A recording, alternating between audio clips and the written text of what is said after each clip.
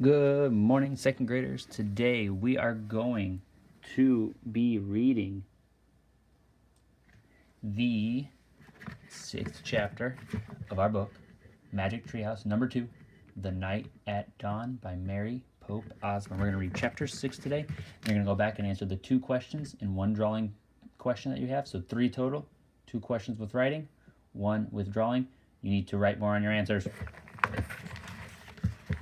Chapter 6. Ta-da! In the torchlight, Jack saw 3 huge men standing over him. One with very squinty eyes held the torch. One with a very red face held Jack, and one with a very long mustache held on to Annie. Annie was kicking and yelling. "Stop," said the one with the very long mustache. "Who art thou?" said the one with the very red face. "Spies, foreigners, Egyptians, Romans, Persians," said the squinty-eyed one. "No, you dummy," said Annie. "Oh, brother," Jack muttered. "Arrest them," said Redface. "The dungeon," said Squinty-Face. The guards marched Jack and Annie out of the armory. Jack looked back frantically. Where was his backpack? "Go," said a guard, giving him a push. Jack went. Down they marched, down the long, dark hallway. Squinty, Annie, Mustache, Jack, and Red. Down a narrow, winding staircase. Jack heard Annie shouting at the guards. "Dummies! Meanies! We didn't do anything!" The guards laughed. They didn't take her seriously at all. At the bottom of the stairs was a big iron door with a bar across it. Squinty pushed the bar off the door. Then he shoved at the door. It creaked open. Jack and Annie were pushed into a cold, clammy room. The fiery torch lit the dungeon. There were chains hanging from the filthy walls. Water dripped from the ceiling, making puddles on the stone floor. It was the creepiest place Jack had ever seen.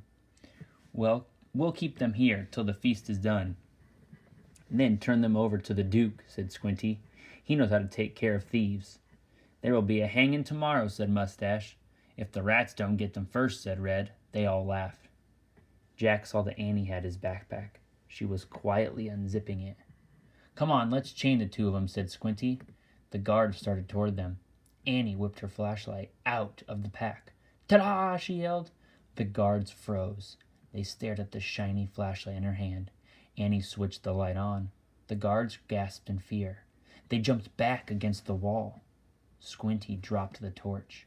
It fell into a dirty puddle on the floor, sputtered, and went out. "My magic wand," Annie said, waving the flashlight. "Get down or I'll wipe you out."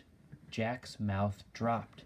Annie fiercely pointed her light at one, then the other. Each howled and covered his face. "Down! All of you, get down!" shouted Annie. One by one, the guards lay down on the wet floor. Jack couldn't believe it. "Come on," Annie said to him. "Let's go." Jack looked at the open doorway. He looked at the guards quaking on the ground. "Hurry," said Annie. In one quick step, Jack followed her out of the terrible dungeon. And that is it for chapter 6. Oh, Annie getting very tricky there. Go back to your seesaw. Answer the 2 questions in one drawing question.